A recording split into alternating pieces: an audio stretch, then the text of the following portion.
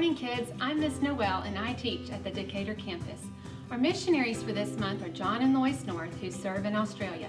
They work with churches to help them learn how to share the gospel with others.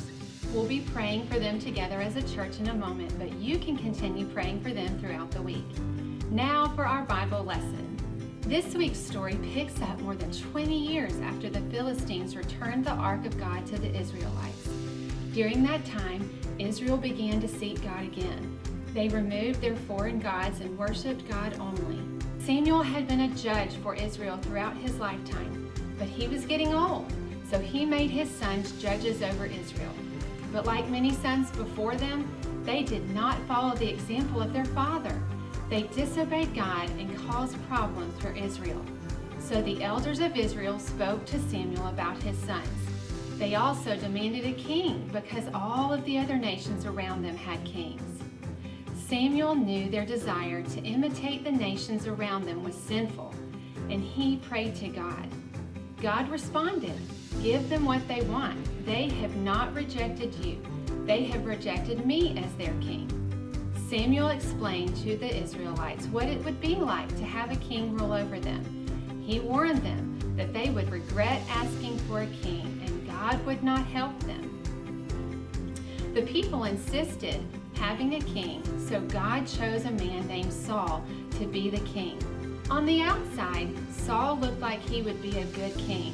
He was handsome, taller than most people, and God had blessed him.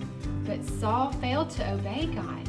First, when Israel went to battle against the Philistines, Saul thought that if he had offered a sacrifice, God would help them win the battle. But only priests were allowed to offer sacrifices. After waiting, Saul went ahead and made the offering without Samuel. This was disobedience, and Samuel told Saul that he would not be king much longer. Later, when the Israelites defeated the Amalekites, God told Saul to destroy everything, but Saul only destroyed the things he didn't want. The Lord told Samuel that he regretted making Saul king because he didn't obey him. Saul was not the king the people needed. God intended for a heavenly king to rule over Israel, but the Israelites did not trust God's plan and wanted a king like the nations around them. God gave them a king, but Saul did not obey God.